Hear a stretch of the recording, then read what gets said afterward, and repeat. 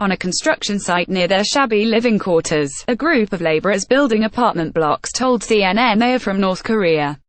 Working in conditions the U.S. State Department calls slave-like labor, they are among an estimated 50,000 workers in Russia from the isolated state. U.S. diplomats say up to 80% of their earnings are sent back to Pyongyang to help prop up the regime of North Korean leader Kim Jong-un.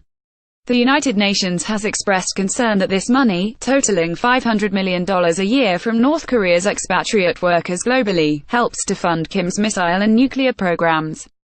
According to a UN Security Council resolution aimed at curbing North Korea's nuclear ambitions, countries are allowed to employ quotas of North Korean workers but not to authorize new work permits.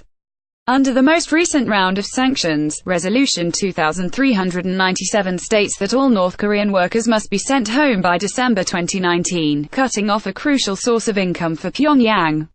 However, because it is unclear how many North Korean workers are currently in Russia, analysts say it is not clear whether all of them will go home.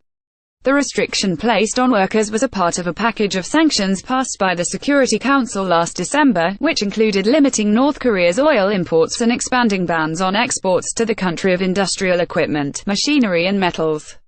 The tougher sanctions were implemented following another North Korean missile test. Launched on November 29, the HWASONG-15 reached the highest ever altitude by North Korean missile, putting the entire U.S. mainland in range, state media said. Although Russia backed the December UN resolution against North Korea, one senior Russian lawmaker has expressed doubts about the effectiveness of sanctions as a way to limit Kim Jong-un's ability to develop his weapons program. Like North Korea, Russia is also under economic sanctions. I am sure that these economic sanctions, including American sanctions, have never had any impact on our domestic or foreign policy, Konstantin Kosachev, chairman of the Russian Parliamentary Committee on Foreign Affairs, told CNN, sanctions are the wrong instrument. This is not the solution to the problem of North Korea, he said. North Korea dubbed the latest round of sanctions an act of war, but since they were introduced, tensions have eased on the Korean peninsula with the start of the first face-to-face talks between North and South Korea in almost 2 years. South Korean President Moon Jae-in credited U.S. President Donald Trump's pressure campaign with producing the right environment for talks, but North Korea's state news agency hit back, saying that the breakthrough came with better inter-Korean relations. It is unbearable to look at South Korea's servile attitude of thanking Trump as if the results of inter-Korean talks happened because of their international sanctions and pressures, said the report. Russia has been widely accused of undermining the spirit of the sanctions on Pyongyang by employing North Korean workers, and the Russian Foreign Ministry has defended the country against reports that it has provided North Korea with shipments of fuel, saying, under the sanctions, countries are allowed to supply oil under a quota, Sen. Konstantin Kosachev denied any suggestion that Russia was not committed to the UN resolution on North Korea, telling CNN that Russia firmly adheres to any sanctions which are supported by the Security Council. However, according to Alexander Gabuev, chair of the Russia in the Asia-Pacific program at the Carnegie Moscow Center, Russia's support of sanctions is begrudging and stems from a desire to prevent pro-Western regime change in Pyongyang.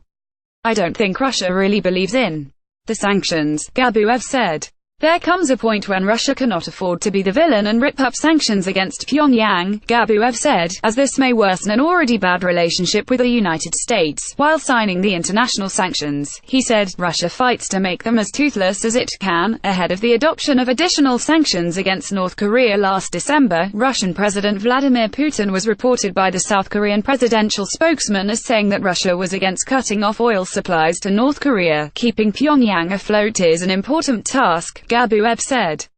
The country cannot do without imported fuel, which is why Russia concentrated its diplomatic effort on this, in order not to squeeze the regime too hard. On the building site in St. Petersburg, CNN approached camera-shy workers having the lunch in a canteen with signs in Korean on the walls. Positions as overseas laborers are coveted, according to Gabuev, as workers can provide for their families as they take home better wages abroad. But although Russia insists that the money earned by workers is used to help North Koreans to survive, critics believe the reason it continues to employ them is because it wants to avoid pro-Western regime change. The uncontrolled collapse of North Korea means either refugee flows or war, but also ultimately a reunified Korea which is allied to the United States, Gabuev told CNN. This could mean U.S. troops on the Russian border, which is definitely not something Russia would like to see, he added. Moscow is engaged in a delicate balancing act, formally backing international sanctions to pressure the North Korean regime, but also extending Pyongyang a crucial lifeline.